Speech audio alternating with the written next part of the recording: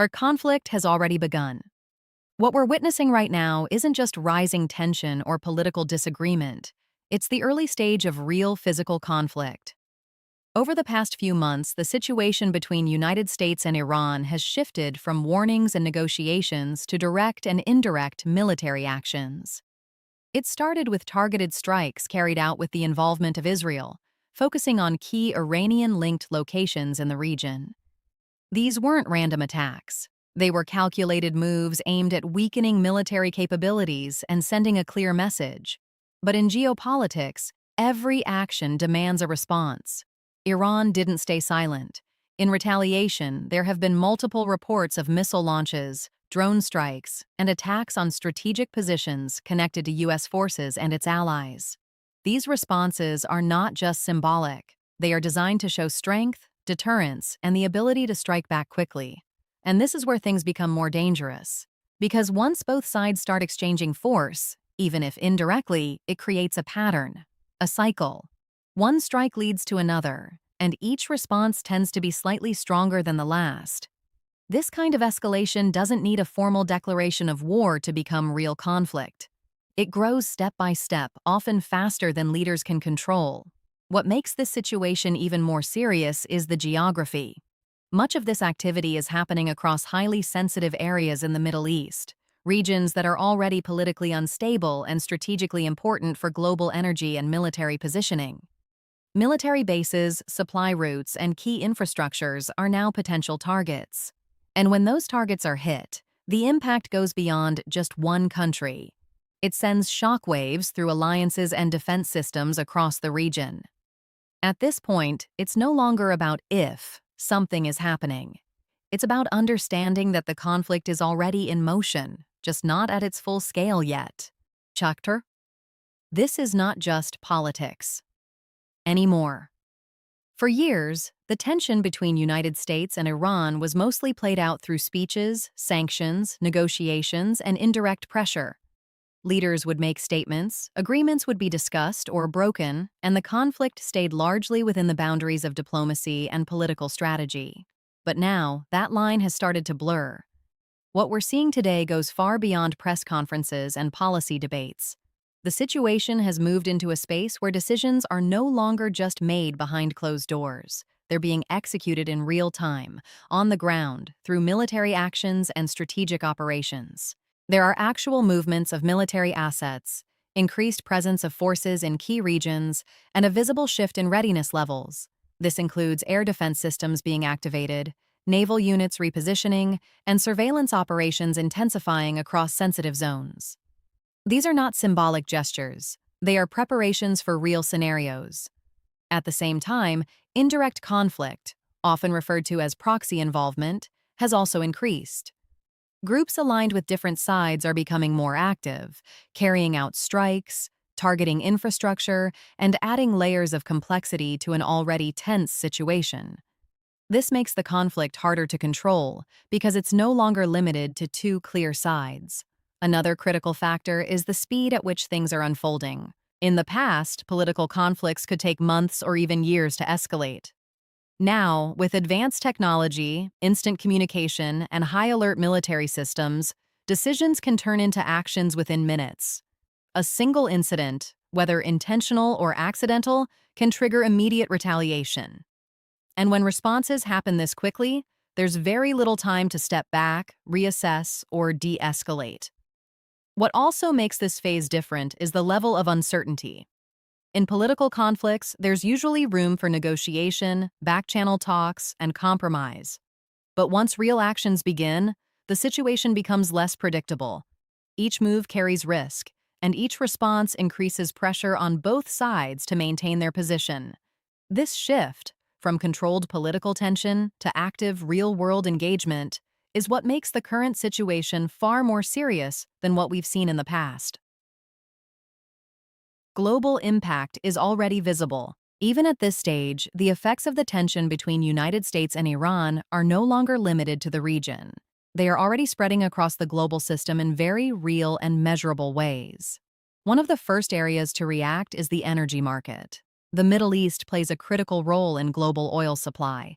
and any instability in this region immediately affects prices worldwide. As tensions rise, fears of disrupted supply routes, especially through key choke points like the Strait of Hormuz, begin to grow. This uncertainty alone is enough to push oil prices upward, even before any actual disruption happens. And when oil prices rise, the impact is felt everywhere.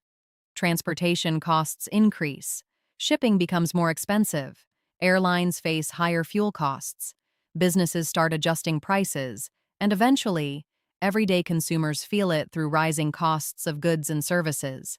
It creates a ripple effect that moves from global markets all the way down to individual households. At the same time, financial markets react to uncertainty. Investors tend to pull back during geopolitical crises. Stock markets become more volatile, with sudden drops and sharp recoveries driven by breaking news and unexpected developments. Safe haven assets like gold often see increased demand, while riskier investments face pressure. This kind of instability affects not just large economies, but also developing markets that depend heavily on global financial stability.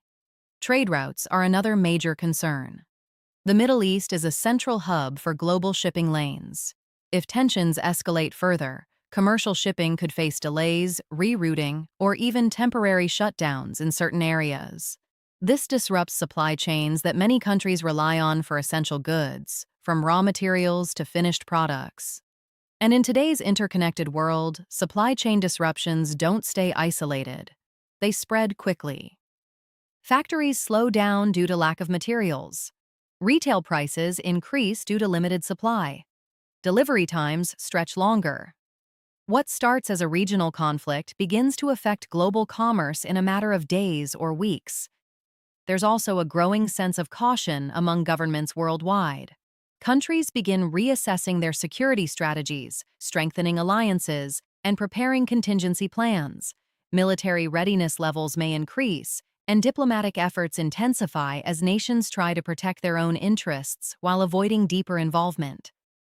All of this creates an environment where uncertainty becomes the dominant factor. Businesses hesitate to invest. Markets react to every update. Governments stay on high alert, and ordinary people begin to feel the pressure, not through headlines alone, but through changes in their daily economic reality. Tensions are escalating fast.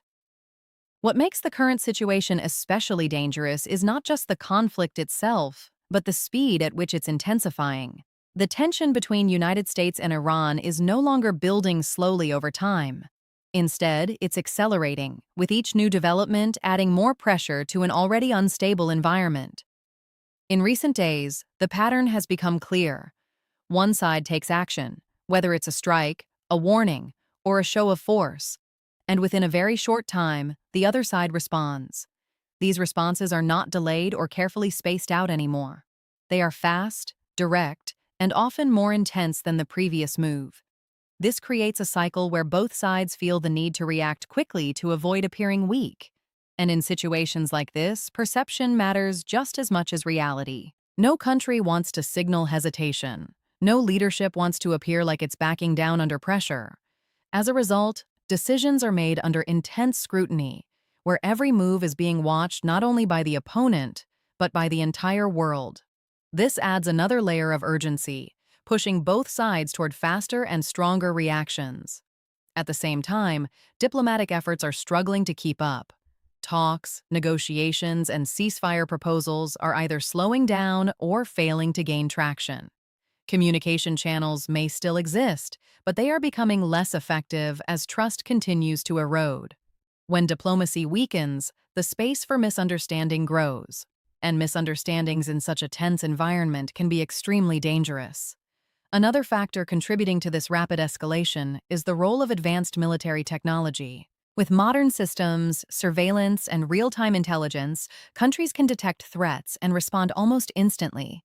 Missiles can be launched and intercepted within minutes. Drone operations can be carried out remotely with precision. This level of speed reduces the time available for careful decision-making, increasing the chances of rapid escalation. There's also the risk of unintended incidents.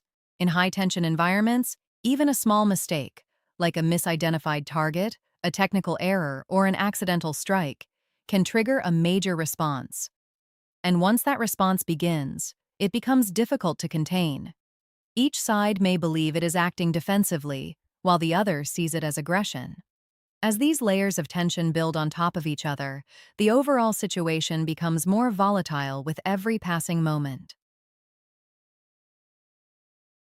Risk of global war exists. As tensions continue to rise between United States and Iran, one of the biggest concerns is how quickly a regional conflict can expand beyond its original scope. History has shown that wars rarely stay contained, especially when powerful nations and strategic regions are involved. The Middle East is not just any region. It's deeply connected through alliances, rivalries, and long-standing geopolitical interests. This means that if the situation intensifies further, other countries may feel pressured or obligated to get involved. For example, Israel is already closely tied to the situation, and any major escalation involving Iran directly impacts its security. At the same time, global powers like Russia and China are also watching very closely. While they may not be directly involved at this moment, their political and strategic interests in the region mean they cannot completely stay on the sidelines if the conflict grows. This is how a chain reaction begins. One country steps in to support an ally. Another responds to counterbalance that move. Alliances start activating, and suddenly, what began as a localized conflict turns into a multi-nation confrontation. Each new participant brings its own military strength, resources, and strategic goals, making the situation far more complex and harder to control. Another critical factor is military presence. The United States already has bases and forces positioned across different parts of the Middle East. If any of these are directly targeted, it could trigger a larger and more direct response. Similarly, Iran has influence and connections across the region, which means it has multiple ways to respond beyond its own borders. This creates multiple fronts of potential conflict. Instead of one battlefield, there could be several, spread across different countries and regions. And when multiple fronts open up at the same time, the chances of miscalculation increase significantly. Leaders are forced to make fast decisions under pressure, often with incomplete information. There's also the element of modern warfare to consider. Today's conflicts are not limited to traditional battles. Cyber attacks, economic pressure, and information warfare all play a role. A large-scale cyber attack on infrastructure, like power grids, financial systems, or communication networks, could escalate tensions even further, pulling more countries into the situation without a single shot being fired. As more layers are added, military, economic, technological, the conflict becomes less predictable and far more dangerous on a global scale. There's still a chance to de-escalate. Even with rising tensions between United States and Iran, the situation has not completely crossed the point of no return. Despite the visible conflict and rapid escalation, there are still active efforts behind the scenes aimed at preventing things from getting worse. Diplomatic channels, although under pressure, are still open. Backdoor negotiations, often kept away from public attention, play a crucial role during moments like this. These are not always official meetings or public agreements, but quiet conversations between officials, intermediaries, and allied nations trying to reduce tensions step by step. In many past conflicts, these hidden diplomatic efforts have been the reason situations didn't spiral out of control. At the same time, global organizations like the United Nations continue to push for restraint and dialogue. Emergency meetings, statements, and resolutions are often used to encourage both sides to step back and reconsider further escalation. While these actions may seem slow or symbolic, they help create international pressure and keep communication alive. Another important factor is strategic restraint. Even during active conflict, both sides often calculate their moves carefully to avoid triggering a full-scale war. This means that while actions may appear aggressive, they are sometimes deliberately limited in scope. The goal is to send a message or maintain deterrence without crossing a line that would force the other side into a massive response. There's also the role of allied countries acting as mediators. Nations that maintain relationships with both sides can step in to ease tensions, pass messages, and suggest compromises. These mediators can help clarify intentions, reduce misunderstandings, and create small opportunities for de-escalation that might not be possible through direct communication alone. Public pressure is another element that cannot be ignored. As the situation develops, people around the world become more aware of the potential consequences. Concerns about economic instability, safety, and global security start to grow. This pressure can influence decision-makers, pushing them to consider alternatives to continued escalation. Additionally, both countries understand the cost of a full-scale war. It's not just about military strength, it's about long-term consequences. Economic damage, political instability, and global backlash are factors that leaders must weigh carefully. Even the strongest nations have limits, and a prolonged conflict can create challenges that are difficult to recover from.